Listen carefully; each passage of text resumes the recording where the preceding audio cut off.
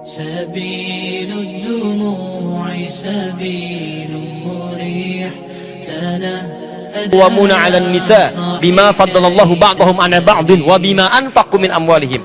Setiap suami itu kata Allah diberikan dua keistimewaan dibanding istri perempuan. Nanti ibu pun punya keistimewaan dibanding suami. Ada ayatnya lagi. Saya ingin bicara tentang suami dulu. Ya kata Allah, apa dua keistimewaan itu? Pertama, diberikan perangkat kepemimpinan, kekuatan. Makanya kekuatan kepemimpinan itu ada di laki-laki.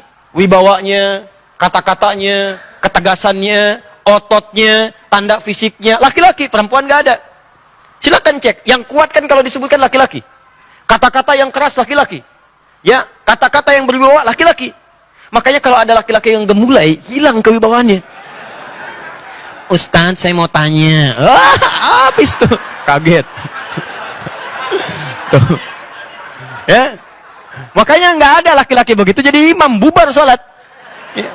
Allahu Akbar. Siapa yang mau jadi makmum? Paham ya? Jadi itu yang pertama.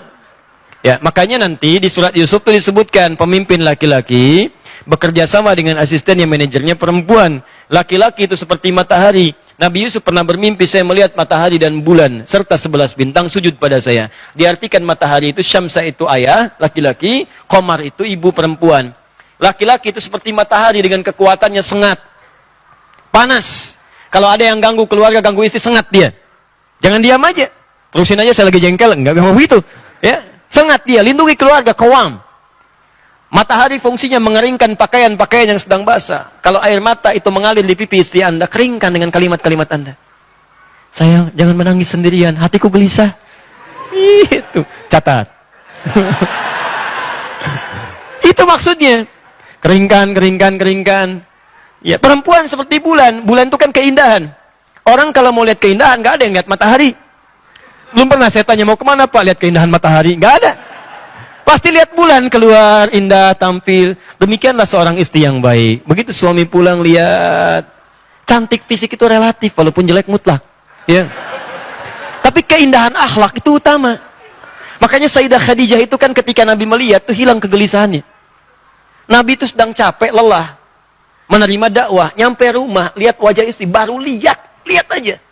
Itu hilang kegelisahannya, baru lihat wajahnya. Dia bukan bicara masalah kecantikan fisik, bukan. Keindahan kata-katanya, keindahan tampilannya. Itu gimana caranya, Bu? Suami pulang dari kantor, capek, pekerjaan menumpuk, nyampe rumah, ya di jalan dikelaksonin, dibalap orang, gitu kan, gak enak. Nyampe rumah, begitu lihat ibu buka pintu, Assalamualaikum, Waalaikumsalam.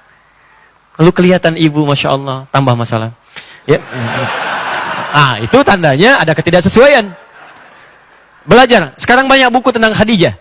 Banyak buku, ada cetakan A, cetakan A, cetakan B. Baca bagaimana Sayyidah Khadijah. Kalau yang gesit-gesit, belajar dari Sayyidah Aisyah. Ya, kalau yang penyabar, belajar dari Sayyidah Saudah binti Zam'ah. Semua ada keutamaan. Makanya sering saya katakan di episode yang lalu, kenapa Nabi diperkenankan menikah lebih daripada 4 istri? Karena semua istri Nabi mewakili seluruh karakter perempuan di muka bumi. Makanya ibu lihat-lihat dirinya kira-kira mirip siapa. Lihat, cek karakternya. Lalu pelajari dari situ. Ya, jangan tertukar kadang-kadang. Maaf, ini suami jadi bulan, ya istri jadi matahari. Itu yang repot. Jadi nggak boleh ada cerita suami takut istri. Jadi yang pertama itu. Yang kedua, wabima anfaqu min amwalihim. Suami itu diberikan perangkat untuk cari nafkah. Kerja, Pak. Di suami itu ada. Bahkan di surat An-Nur itu, kalau Anda mau keluar, rizki itu datang, Pak. Ya, rizki itu tidak turun dengan amin. Amin, amin, amin. Gak turun dengan itu. Anda keluar kerja. Begitu keringat Anda keluar, dapat seketika. Rizki itu dituliskan di akhirat. Dituliskan. Di Lauh Mahfuz sudah ada. Dituliskan di langit. Ya, Quran surah ke-51 ayat 22. Paling kanan agak sedikit ke bawah. Wa fis sama'i rizqukum wa ma tu'adun. Di langit rizki Anda dituliskan sudah ada. Dan dijanjikan oleh Allah akan diberikan. Kapan itu diberikan? Kalau Anda keluar mau kerja menjemputnya. Anda keluar, baru keluar rumah tuh dituliskan. Bergerak Anda, rezeki turun. Cuma kadang-kadang ada yang turun langsung seketika, ada yang diakumulasikan sehingga jumlahnya terasa besar. Cuman kadang-kadang Anda nggak sadar. Hari pulang pertama nggak dapat, sepekan nggak dapat. Begitu sebulan keluarnya banyak. Sebulan yang diakumulasikan. Kenapa ditunda oleh Allah? Karena Allah ingin mendengar doa Anda. Sebab kalau orang usaha belum dapat hari itu, pasti tahajudnya nambah. Baca Qurannya meningkat. Kadang-kadang dia puasa yang selama ini nggak pernah dia kerjakan. Sedangkan Allah pencemburu, apalagi bagi orang ahli dunia. Kerjakan, rezeki datang. Coba Anda lihat kalau nggak percaya. Orang modal cuma tangan aja di persimpangan jalan. Masuk 5.000. Thank you bos. Bos 5.000. 2.000 masih bapak. Ya, 10.000 dipanggil om Anda. Ya, ada yang modal peluit, ada yang jalan, ada yang bawa barang-barang, ada yang belajar sampai tinggi sehingga dengan peningkatannya melesat. Tapi ingat baik-baik kata Allah, setelah dapat itu semua, yang harus Anda petakan, coba pelajari kebutuhan rumah tangga itu berapa. Sebulan 20 juta, gaji 30 juta pendapatannya. 30 juta, maka pahamilah kata Allah, yang 10 juta, itu bukan saya lebihkan, tapi saya berikan kepada kamu untuk nyari akhirat. Cuman dititip, belum itu diambil.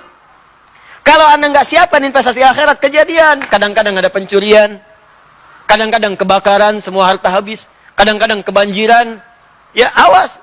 Kertasnya habis, uang kertas, banjir, basah, habis. Kebakaran, hancur. Apa yang mau Anda banggakan dari situ? Nggak ada.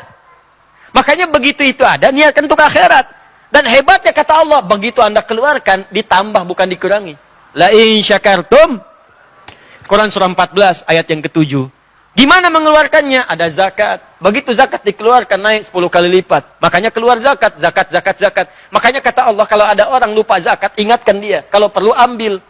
Ya, yang berhak supaya dikeluarkan. Saking sayangnya Allah supaya nambah hartanya bukan berkurang. Kalau nggak dikeluarkan ada ancaman, kalau dikeluarkan tambah 10 kali lipat. Di mana dalilnya Ustaz? Quran surah ke-9 ayat 103. Diberikan ke 8 golongan Quran surah 9 ayat ke-60. Yang 103, khudz min amwalihim shadaqah. Ambil dari harta temanmu itu. Ingat dia zakat belum keluar, ingatkan supaya zakat.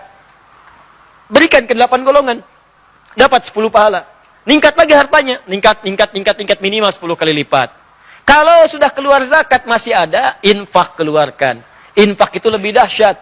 Kalau zakat fardu memang harus keluar. Kalau infak itu sunnah. Kalau dikeluarkan pahalanya lebih daripada zakat, 700 kali lipat paling minimal. 700 kali lipat paling minimal.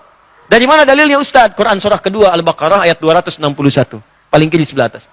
Matalul ladzina yunfiquna amwalahum fi sabilillah kamathali habbah ambatat sab'a sanabil fi kulli sumbulatin mi'atu habbah wallahu yudha'ifu liman yasha wallahu wasi'un alim. Orang kalau mau infak diibaratkan kata Allah seperti menanam 1 biji, tumbuh 7 tangkai. Setiap tangkai ada 100 biji baru. 1 kali 7 kali 100, 700 kali lipat paling minimal. Bahkan bisa dilipat gandakan tanpa batas sesuai keikhlasan. Makanya kadang-kadang disentuh pengajian ada kotak infak, ya. Itu bukan mobil-mobilan tuh. Lewat bukan. Kotak infak.